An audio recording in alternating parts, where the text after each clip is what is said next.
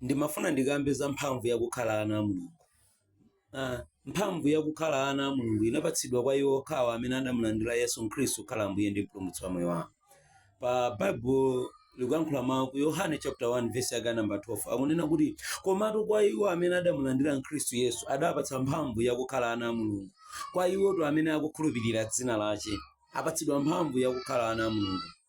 Okondedwa, zindikirani kuti pali kusiyana pakati pa olengedwa a Mulungu ndi ana a Mulungu. Tonsefe pa dziko lino lapansi ndi olengedwa ake a Mulungu, koma okhawo amene adamulandira Khristu Yesu ndi amene apatsidwa mphamvu yakukhala ana a Mulungu. Okondedwa, zindikirani kuti pamakhala kukonderedwa kwakukulu pakati pa mwana wa nyumbamo ndi wina amene angobwera ndi kumangokhala nawo.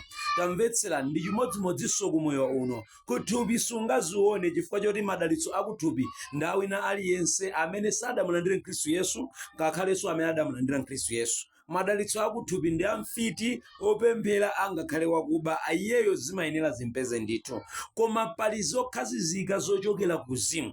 Panali madalitso ena ochokera kuzimu, monganso nkhondo munthu kuti uyambe kuluza umayenera uyambe kuyiluza kuzimu, monganso nkhondo kuti uyambe kuyiwina umayenera uyambe kuyiwina kuzimu.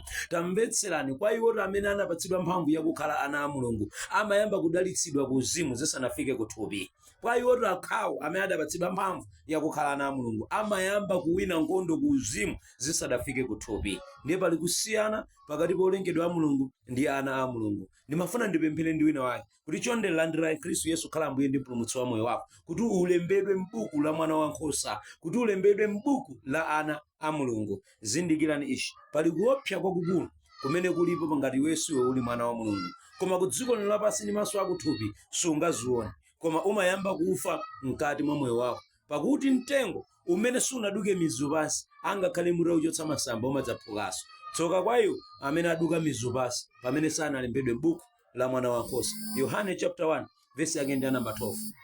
Khulupirirani Khristu Yesu kuti mukhale mwana wa Mulungu. Amen.